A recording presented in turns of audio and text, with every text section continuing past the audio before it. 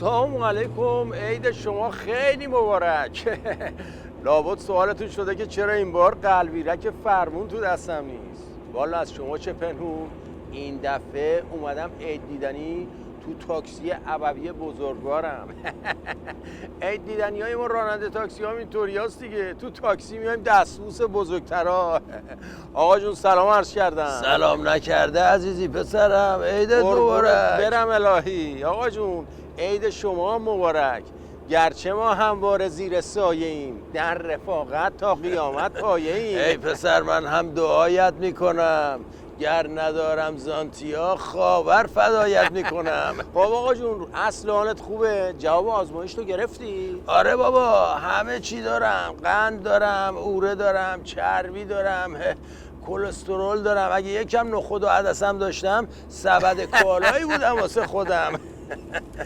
از دست این آقا جون والا نمیدونیم چیکار بکنیم. راستی تاکسی رو عوض نکردی هنوز؟ والا میخواستم عوض کنم، پول مولام هم جمع کردم، اما طرف گفت پدر جون با این پول تاکسی نمیتونم بهت بدم. ولی یه الاغ هست شاید به کارت بخوره، الاغ مدل 1401. گردن هیدرولیک، نعل اسپورت، شاسی بلند، دارای کارت یونجه، پالون چرمی با بوق ارر بلبلی. خدا لعنت کنه این آخوندهای دزدو، روزگار همه رو سیاه کردن. صبحی آقا جون یا آقا معلمی رو سوار کرده بودم، ازش پرسیدم بابا حقوق شما رو بالاخره زیاد نکردن؟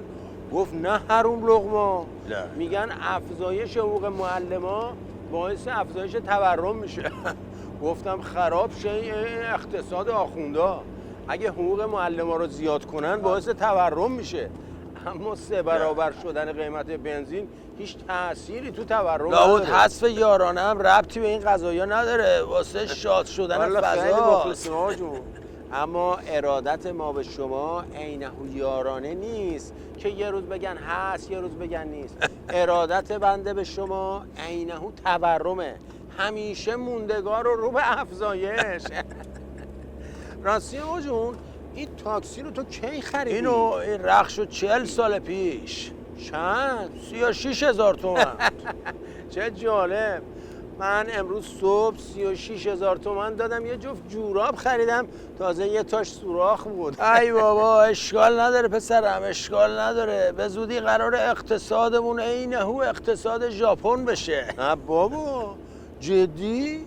چجوری؟ مگه میشه؟ آره پسرم، همه چیش حله، فقط یه راه مونده که اقتصادمون عین اقتصاد ژاپن بشه، اون هم اینه که رئیس جمهور ژاپن بشه.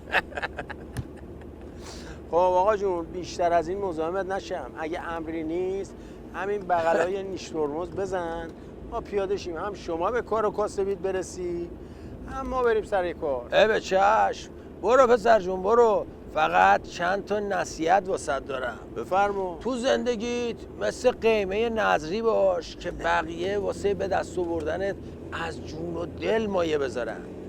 تو زندگیت عینه قرمه سبزی باش که بوی حضورت عالم و آدم رو برداره. عین نیمرو باش که واسه خودت دوستت داشته باشن، نه مثل املت که خاطرخواه گوجشن. آقا جون داشتین؟ دیروز روز جهانی آوارگان بود. حقش بود یه تک زنگی به ما میزد یه تبریکی میگفتی. آخه آوارتم سالار. برو بچه به ما نپر لپر میشی، لپتر کنم پرپر میشی ها. برو تا اون بالا نیومده. ایول قربونت یا علی، عزت زیاد.